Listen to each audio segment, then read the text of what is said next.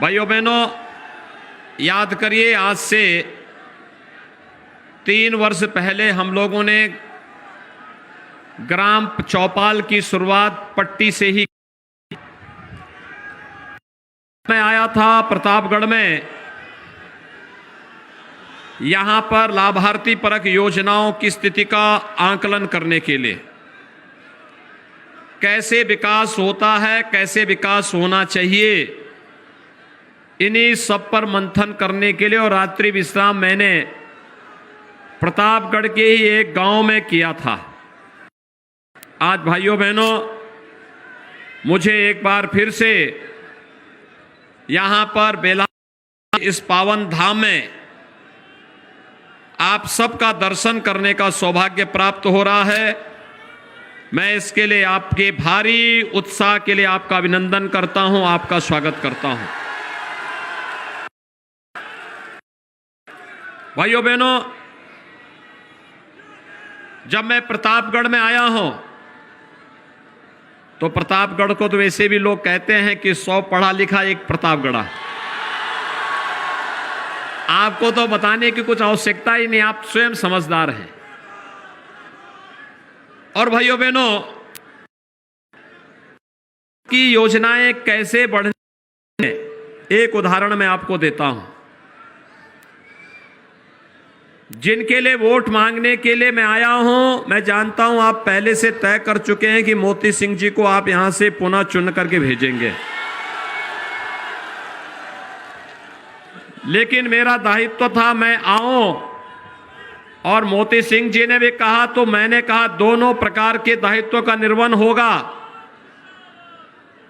ये मेरे पास पहले से रिपोर्ट है कि पट्टी विधानसभा क्षेत्र से मोती सिंह जी भारी बहुमत से चुनाव जीतेंगे। लेकिन भाइयों बहनों, एक उदाहरण मैं आपको देता हूं, और उदाहरण आपको विकास की पूरी तस्वीर खोल करके रख देती है। यह तस्वीर है 12 से 17 के बीच समाजवादी पार्टी की सरकार प्रदेश में थी। और भाइयों बहनों, 12 से 17 के बीच समाजवादी पार्टी ने पूरे प्रदेश में गरीबों को मिलने वाले जो आवास थे, उनमें से मात्र 18,000 लोगों के लिए स्वीकृत कराए थे। कितना? 18,000 पूरे प्रदेश के लिए। और जब 5 साल तक भारतीय पार्टी की सरकार को कार्य करने का अवसर प्राप्त हुआ, तो हमारी सरकार में ग्रामीण और शहरी क्षेत्र में कुल आवास बने 43,50,000 गरीबों को एक एक आवास मिले। कितने? 43,50,000। और प्रतापगढ़ को 1,03,214 आवास यहां के गरीबों के लिए, अकेले प्रतापगढ़ के गरीबों को प्राप्त हुए। यानी इतनी बड़ी पैमाने पर प्रतापगढ़ के गरीबों के लिए आवास मिले। इसका कारण क्या था? क्योंकि ग्राम्य विकास मंत्री आपके प्रतापगढ़ के थे। मोती सिंह जी ने और उससे पहले डॉक्टर महेंद्र सिंह जी ने एक एक गरीब को चिन्हित करके उसको मकान दिलाया है, और संकल्प ये भी व्यवस्था कर दी है कि जो बचे हैं उनको अगले 2 वर्ष के अंदर उनको भी एक एक आवास उपलब्ध हो जाएगा। इसकी उन्होंने पूरी व्यवस्था कर दी है। भाइयों बहनों, कैसे पिछली सरकारें काम कर रही थी आप देख सकते हैं। 5 साल में 18,000 लोगों को मकान नहीं दे पाते थे, और यहां पर 5 साल में 43.5 लाख गरीबों को एक एक मकान है, और आगे हर गरीब के पास सिर ढकने के लिए छत होगी। इसकी पुख्ता व्यवस्था भी कर है। और इसीलिए मैं आप आया हूं। भाइयों बहनों, सरकार विकास की सोच स्पष्ट करती है। समस्या का नाम सरकार नहीं,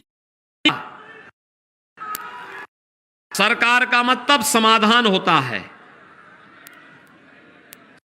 का मतलब बड़ी चुनौती बिना डिगे, बिना थके, बिना झुके, बिना हटे करने की सामर्थ्य रखने वाली होनी चाहिए। और इसके लिए चाहिए मजबूत सरकार, दमदार सरकार। और दमदार सरकार के लिए हम लोग आए हैं कि मोती सिंह जी को फिर से पट्टी से विधायक बना करके एक बार फिर से भेजिए। भाइयों बहनों, मैं आज इसी के लिए आया हूं, आपसे कहने के लिए। याद करिए, जब 2017 में हम लोग आए थे, हमने पहला काम क्या किया था? पहला काम किया था अन्नदाता किसानों की ऋण माफी का। और भाइयों बहनों, 58,000 से अधिक किसानों का ऋण माफ हुआ था प्रतापगढ़ जिले में। पूरे प्रदेश के अंदर 86 लाख किसानों का 36,000 करोड़ रुपए का कर्ज माफी हुआ था। और अकेले जिले के अंदर 58,000 से अधिक किसानों का माफ हुआ था। और भाइयों बहनों, वर्तमान में 5,64,000 से अधिक किसानों मंत्री किसान सम्मान निधि में 6,000 रुपए सालाना भारतीय जनता पार्टी इंजन की सरकार अकेले प्रतापगढ़ के अंदर उपलब्ध करा रही है। हमारा पहला फैसला अन्नदाता के लिए था। हमारा दूसरा फैसला बेटियों की सुरक्षा के लिए एंटी रोमियो स्क्वाड के गठन करने का था। और हमारा तीसरा फैसला था कि हम लोग गौ माता को कटने नहीं देंगे, अन्नदाता किसानों की फसल को भी नष्ट नहीं। भाइयों बहनों, अवैध बूचड़खानों को 24 घंटे के अंदर बंद करवाने का कार्य किया था प्रदेश में भारतीय जनता पार्टी की डबल इंजन की सरकार ने। अब सुन लीजिए, समाज पार्टी की सरकार का पहला फैसला क्या था, जानना चाहेंगे? ये जो बबुआ की सरकार आई थी ना, इन्होंने पहला काम क्या किया था?